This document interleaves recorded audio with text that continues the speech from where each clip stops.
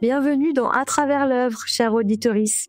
Je m'appelle Alix Largelière-Bobbio et je te mets au défi de découvrir l'art contemporain et moderne au travers de tes propres références.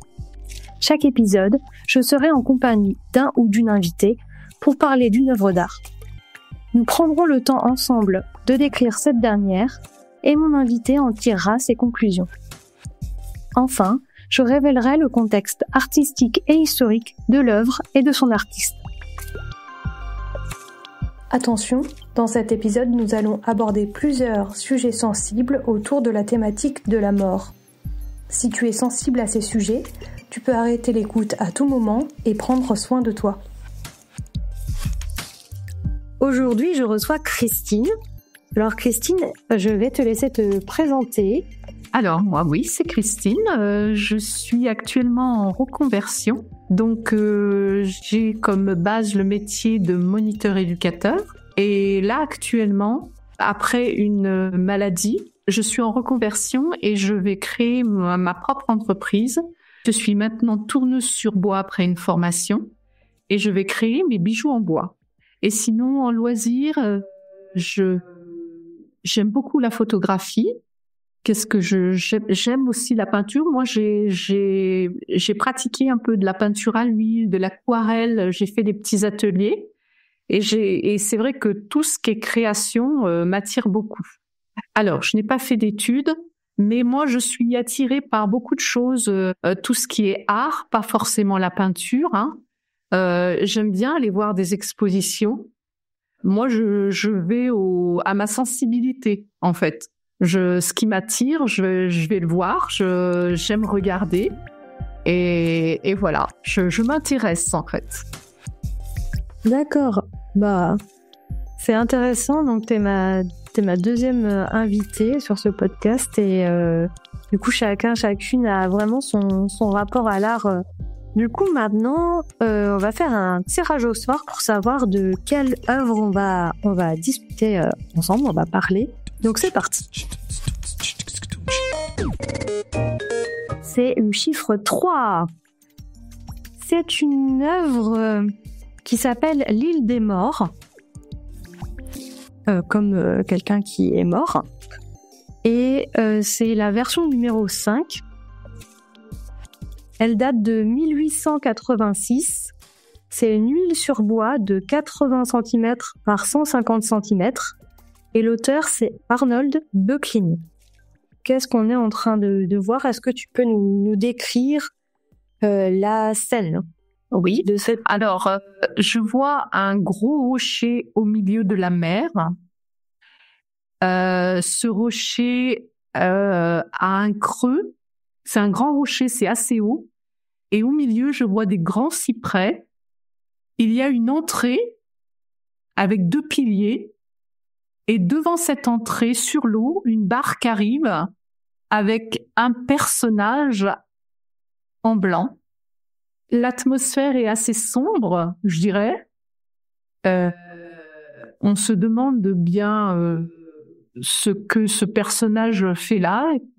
J'ai l'impression qu'il arrive et je ne sais pas ce qui va se passer ensuite.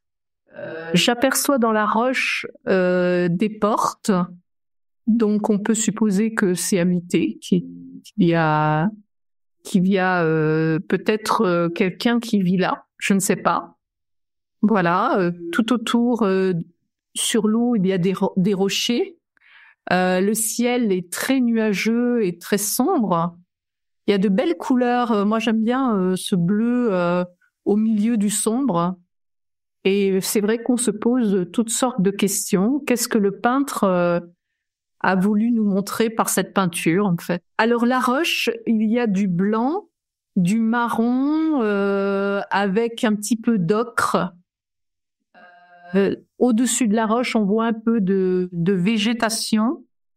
Et les cyprès, est-ce qu'ils sont petits, grands? Très grands, très grands. Ils surpassent même la roche. Donc, très, très grands. On a cette barque qui avance avec ce personnage en blanc. Alors, est-ce que la barque est très grande aussi ou Non, elle est très petite et j'ai l'impression qu'elle est bleue. Ah, je vois également un autre personnage. Je ne l'avais pas vu dans un premier temps, mais qui est assis, lui, et qui a les rames à la main. Et devant le personnage qui est debout et qui est blanc, j'ai l'impression qu'il y a une caisse blanche avec des fleurs sur le dessus. Toi, à quoi ça te fait penser de prime abord quand tu regardes toute cette composition? Alors, tu as parlé du titre au départ, donc on peut être aiguillé justement par ce titre-là, parce qu'on peut supposer que la caisse blanche, c'est un cercueil, et que ça pourrait être la dernière demeure du défunt, ou alors un endroit où il va avoir une cérémonie pour la personne qui est décédée. On pourrait imaginer ça, en fait. On pourrait imaginer que l'homme en blanc debout est un prêtre, et puis la personne qui rame, eh ben voilà, c'est une personne qui est là pour transporter le prêtre et le cercueil. Qu'est-ce qui se serait passé juste avant qu'on aperçoive la barque, et qu'est-ce qui va se passer ensuite sur cette Pour simplement dire au revoir à la personne qui est décédée. Une cérémonie pour un dernier avant d'enterrer cette personne, on peut supposer, oui. Alors ce qui pose question, c'est que en fait, il n'y a pas d'assistance. En fait, il y a personne d'autre que le prêtre et cet homme-là. Donc, c'est possible que ce soit simplement sa dernière demeure. Et peut-être qu'avant, il y a eu une cérémonie, on peut dire. Du coup, comme une sorte de cimetière? Oui, de cimetière, oui. Donc toi, tu penses là que finalement, comme il y a que ces deux personnages, oui, la cérémonie, elle a déjà eu lieu. Oui, c'est ce qui me fait dire que ça elle a déjà eu lieu, puisqu'il n'y a pas d'autres personnages. On voit pas d'autres personnages, en fait. Pas d'autres barques, pas d'autres personnes sur l'île. Donc, je fais des suppositions. Est-ce que ces portes, c'est des endroits où justement il y a déjà des cercueils qui sont à l'intérieur? Je ne sais pas. Et je dirais plutôt maintenant que c'est habité par des morts. C'est ce qui m'est venu, en fait, c'est qu'il n'y ait pas d'autres personnes qu'il n'y ait pas d'assistance, en fait. Et du coup, est-ce que il y a certaines émotions qui se dégagent de cette toile? Est-ce que tu ressens certaines choses quand tu regardes l'œuvre? Disons que ce que j'aime dans cette œuvre, c'est le ciel orageux, en fait. J'aime ça. L'île est très sombre, donc elle me dérange un peu. Ce qui transparaît dans cette toile, c'est le prêtre en blanc devant, en fait, parce qu'il y a toute cette masse sombre derrière des cyprès, et lui en blanc avec la caisse blanche, c'est ce qui ressort le mieux, en fait. Donc c'est lui qu'on voit vraiment, en fait. Mais c'est vrai que les cyprès, en fait, ils sont quasiment noirs, enfin, oui. De mon point de vue, ils sont vraiment très, très, très sombres. Oui, très sombres. Comme l'embarcation, elle est vraiment quasiment devant les cyprès au niveau de notre regard. Oui. Même si il y a quand même une certaine distance, vu que l'embarcation n'est pas encore arrivée sur l'île. Eh bien, ça, effectivement, ça fait ce jeu de contraste. Et oui, alors, tu t'as dit que ça te dérangeait un peu, du coup. Est-ce que tu peux approfondir sur ça? Qu'est-ce qui te fait te sentir disons que c'est l'événement lui-même, en fait. Ça devient triste, du coup. Et les cyprès n'arrangent pas les choses, quoi. Et en fait, on sait pas trop quand ces personnes vont débarquer là. C'est tellement sombre que on se demande où ils vont aller. Qu'est-ce qui va se passer? C'est un petit peu oppressant, je dirais. Il y a un point du tableau qui me plaît bien sur le côté gauche. la roche qui est blanche avec cette ouverture. On a envie l'œil a envie d'aller de ce côté, justement parce que c'est plus clair. Et la mer est plus claire de ce côté aussi. Donc, ça m'attire, en fait. Comme quoi, on a envie de calme et de clarté, en fait. On n'a plus envie de regarder le sombre. Ah, c'est intéressant ce que tu dis. Donc oui, il y a quelque chose d'assez oppressant, mais pourtant, il y a quand même une partie du tableau avec de la lumière qui nous attire. Donc j'ai l'impression quand même qu'il y a certains contrastes, que ce soit les couleurs ou que ce soit même dans ce point de ressenti. Je pense que va y avoir un orage après. C'est possible, mais disons que c'est pas inquiétant par le fait que la marque arrive. Donc voilà, ils vont être à l'abri. Mais on a l'impression que cette tempête va arriver, effectivement. Alors, est-ce que c'est l'éclaircie du côté qui va se balayer? Ça serait pas mal. Ou est-ce que c'est le contraire? Est-ce que l'orage va tout balayer, en fait? Ah oui, là, c'est vrai qu'on sait pas trop. Est-ce que on est après ou avant l'orage finalement? Ou est-ce que va y avoir un orage, mais on n'est pas sûr?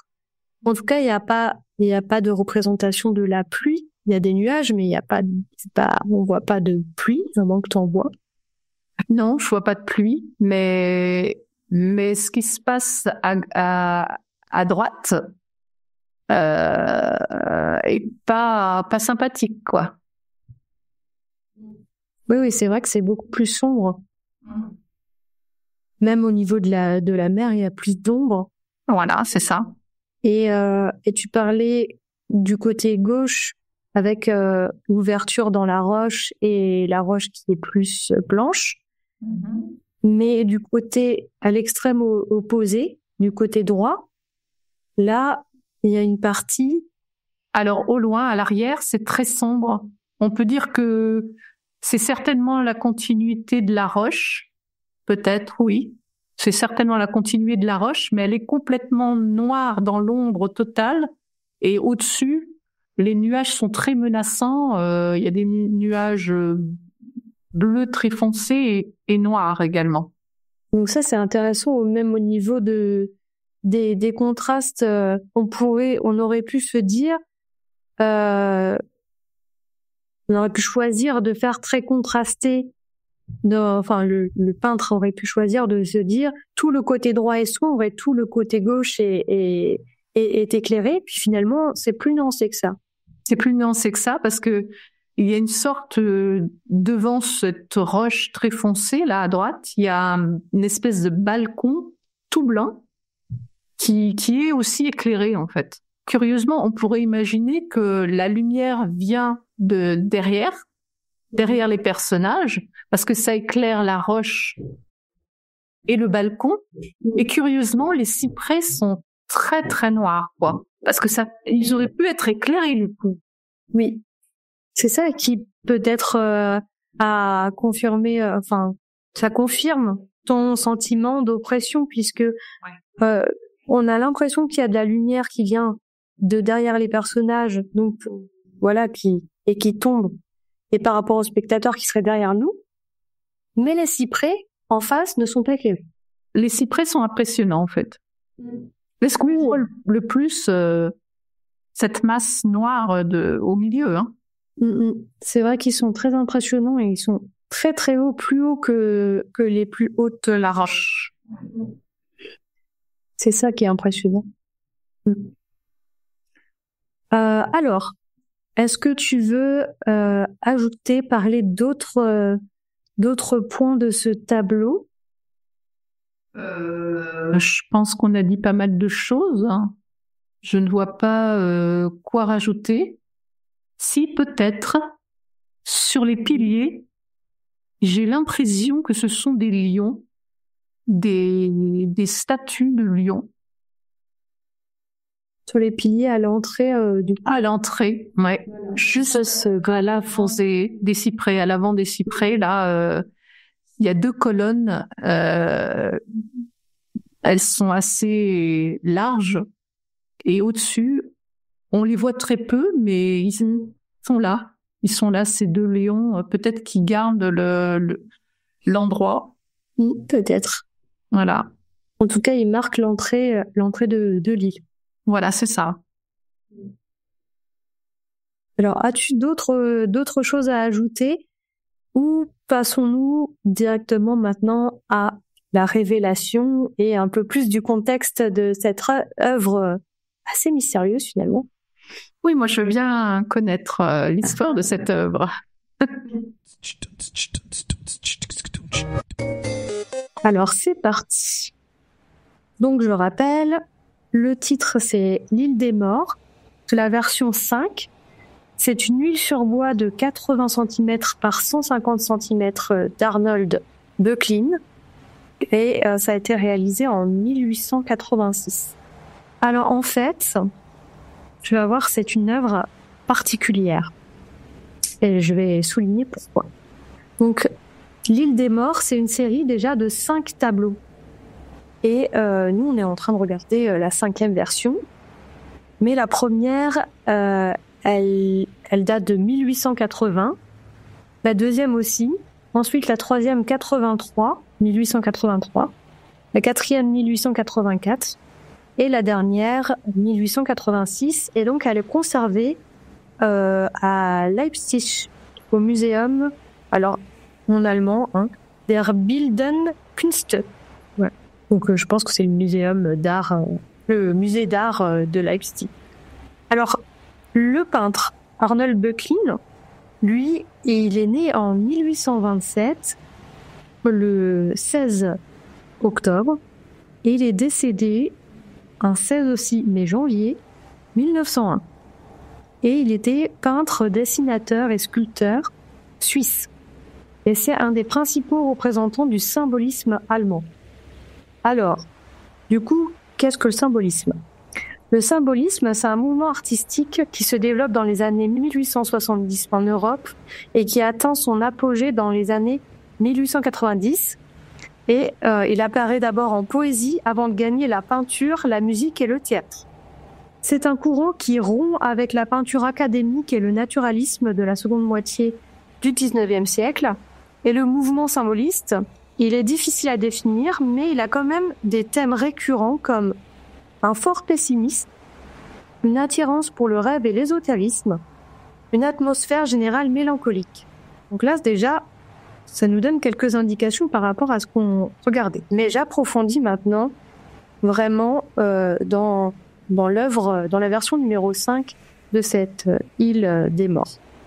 Donc dans la 5e version, déjà c'est une commande qui a été réalisée par le musée des beaux-arts donc de Leipzig, là où il est. Et par rapport aux anciennes versions, aux versions précédentes, les falaises, elles sont plus hautes et plus claires. Et elles forment un hémicycle fermé par des constructions humaines qui étaient absentes dans les premières versions. L'horizon est plus clair et accroît l'isolement du lieu qui, rappelons-le, n'est accessible que par une barque conduite par un passeur. Et donc, le passeur, ça rappelle Charon, le passeur qui fait traverser le Styx aux âmes des morts ayant reçu une sépulture. Et donc, là, on va parler de l'autre personnage. Donc, Marie Bernat, elle souhaite rendre hommage à son défunt mari et elle suggère le motif de la barque à Arnold Böcklin. Et donc, le personnage fantomatique blanc pourrait être alors Marie Bernat elle-même, ou l'évocation de son mari drapé dans son linceul.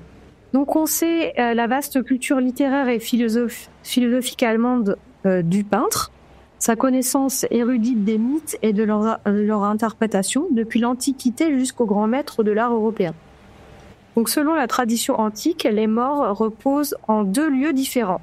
Les héros favoris des dieux sur une île et la masse ordinaire dans le royaume souterrain du dieu Hadès. Le motif de l'île serait, est-ce que ça serait le symbole de l'héroïsation du génie de l'artiste.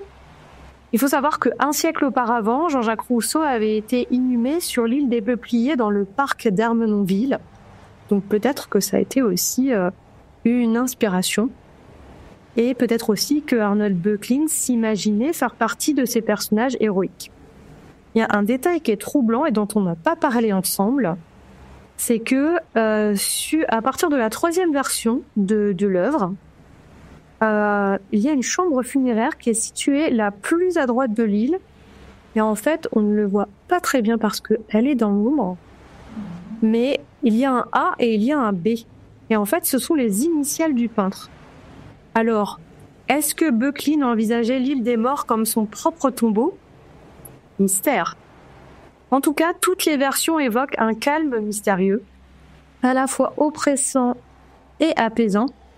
L'île est oppressante et apaisante, et elle se tient devant nous, devant les voyageurs aussi, comme impassible et intemporelle. On n'a pas de datation, on n'a pas de choses qui nous permettent de la situer dans le temps. Alors, je parlais de cette œuvre comme étant assez mystérieuse et particulière. C'est par rapport à la fascination posthume de Arnold Böcklin et de l'île des Morts. En fait, les 5 versions de cette œuvre ont généré des milliers d'interprétations, d'utilisations, de références picturales, musicales, architecturales et littéraires.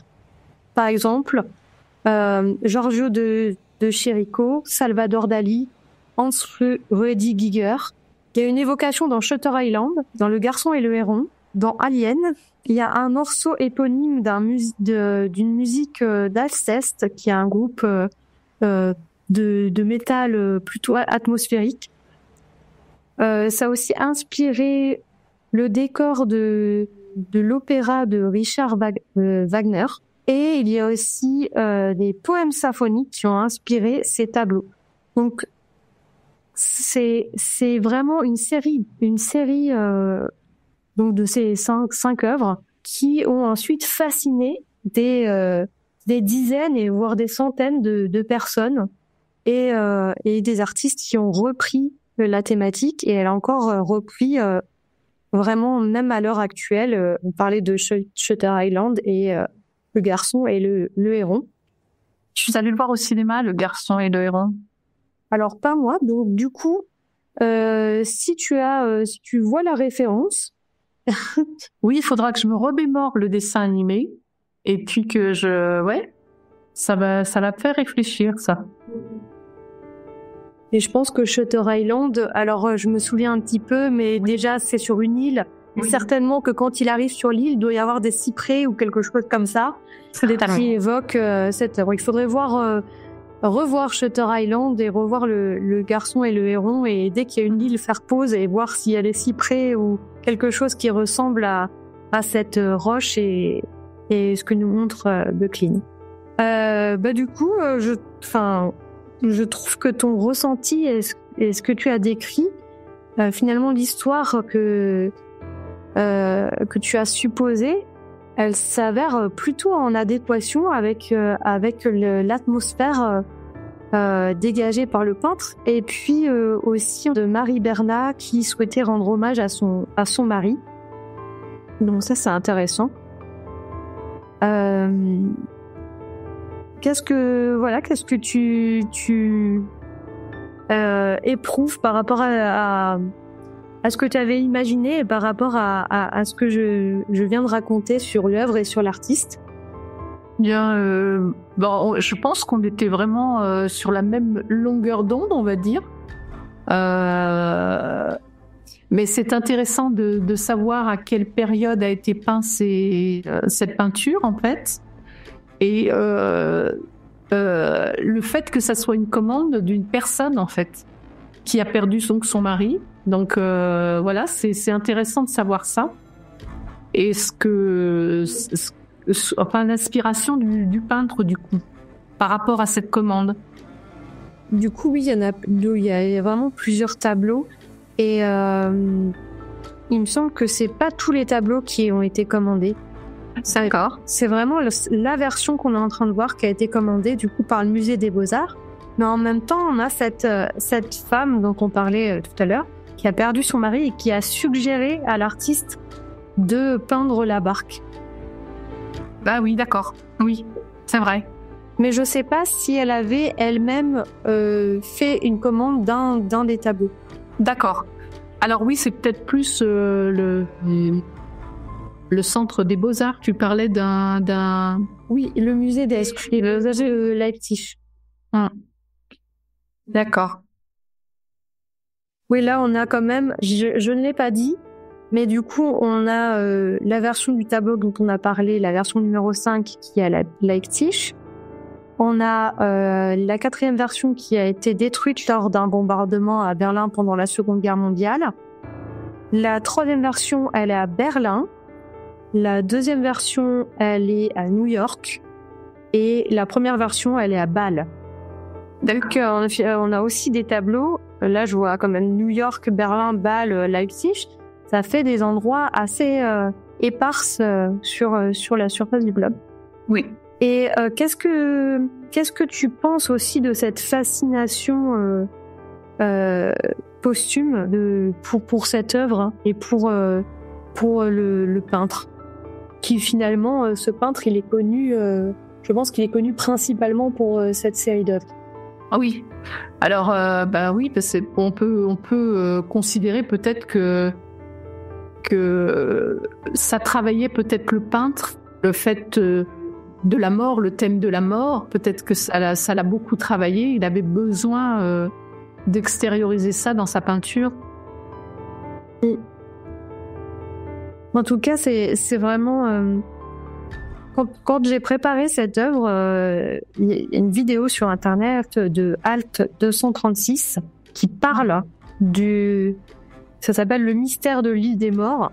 Et je trouve que c'est un très bon titre parce que il explore justement toutes ces questions et les réflexions qu'a pu potentiellement, soit par hypothèse, soit par ce qu'on savait de Arnold Böcklin, sur ses réflexions sur sa propre mort et sur la mort en général.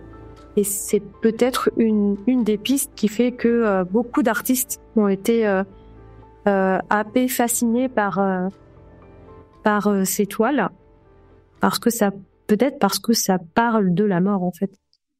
Ça parle de la mort et le mot mystère est bien, enfin, je veux dire, c'est un bon mot, ce mot mystère, quand on regarde l'œuvre, en fait. On se pose plein de questions. Exactement. Que même au niveau comme tu dis, ouais, je vois le mystère dans ces cyprès très noirs alors que la lumière est en face et qu'est-ce qui se passe dans cette île, et en même temps on a cette sérénité, en même temps on a cette masse noire de cyprès qui nous met mal à l'aise. Moi je partage ce sentiment avec toi, en tout cas, en même temps d'oppression et en même temps de sérénité, donc ça crée un peu une tension au niveau de ce qu'on peut ressentir. Et c'est peut-être ça aussi qui a fasciné, cette tension dans les émotions qu'on peut ressentir face à cette toile et face aux autres versions aussi.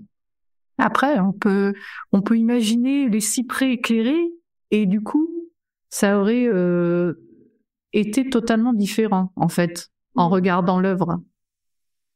Ça, c'est vrai. C'est ce qu'il a voulu, je pense. Je pense que les cyprès sont là justement pour marquer aussi le passage, parce que c'est quelqu'un qui s'intéressait à la mythologie et au mythe, et toutes les histoires sur les défunts et comment on passe finalement du monde des vivants au monde des défunts. Et peut-être que ce portail dont tu parlais avec les lions, c'est le passage, en fait. Au final, il n'y a pas... je pensais à Cerbère, le chien à 3 têtes. Bon, il n'y a pas le chien à 3 têtes, mais il y a on dirait des statues de lions. Et finalement, derrière, qu'est-ce qui se passe? On ne sait pas très bien, vu que c'est dans l'ombre. C'est très sombre. Voilà. Et peut-être que c'est voulu justement pour indiquer que c'est finalement un autre monde Après, sur cette île, c'est le monde des morts. Là. Je sais pas ce que tu en dis de... Ah oui, c'est pour moi une belle explication. Alors maintenant, pour conclure, je voudrais te demander comment tu as vécu cette expérience-là de partage autour de cette œuvre avec moi. C'est un exercice que j'ai pas l'habitude de faire, mais c'est vrai que c'est intéressant d'analyser ce que tu regardes en fait. Tu le fais pas forcément. Quand tu regardes, moi quand je regarde une œuvre, je la regarde et elle me plaît, c'est bien, ça me fait plaisir, mais aller encore plus loin dans ce qu'a voulu nous dire le peintre. Et ça a été une expérience, intéressante. Ah bah, je te remercie. Ben merci à toi. Je suis toujours. Je suis content de demander en fait des retours comme ça à mes invités et de voir ce que ça vous a apporté. Donc je suis content. En même temps c'est mon métier et j'espère que ça vous enrichit de venir en tant qu'invité sur ce podcast. Avec plaisir. Et pour le mot de la fin, je vais te poser une dernière question. Donc, si tu devais retenir un élément qui t'a marqué de cette œuvre ou de l'artiste Arnold Böcklin, qu'est-ce que tu retiendrais ? Alors, moi, je vais me diriger vers ce que je t'ai dit, vers la lumière, vers cette roche éclairée, cette mer éclairée. C'est le coin du tableau qui me plaît le plus. Peut-être justement parce que j'ai envie d'occulter tout ce qui est sombre. Et pourtant, ce qui est du côté sombre, ces nuages sont magnifiques, bleus et noirs, avec la clarté derrière, c'est vraiment très très beau. Mais cette roche aussi blanche, marron, avec cette ouverture, en fait, c'est l'endroit qui m'a le plus plu et je suis attirée par ça en fait. Peut-être que ça me rappelle aussi la Bretagne et ce côté-là, la mer et de la roche. Peut-être moi je suis tellement attirée par la Bretagne que c'est peut-être aussi ça qui m'a influencée. Voilà. D'accord. Bah écoute, merci beaucoup d'avoir participé à cet épisode autour de l'œuvre d'Arnold Böcklin. Et je te remercie aussi pour cette expérience. J'espère que cet échange avec Christine t'aura plu. Tu trouveras dans la description plusieurs liens en rapport avec l'épisode, dont un vers l'œuvre L'île des morts version 5 d'Arnold Böcklin. N'hésite pas à partager cet épisode autour de toi s'il t'a plu et à me faire des retours via mes réseaux sociaux ou mon mail disponible en description. Je te donne rendez-vous au prochain épisode. Pour une fois, le guide, ce sera toi.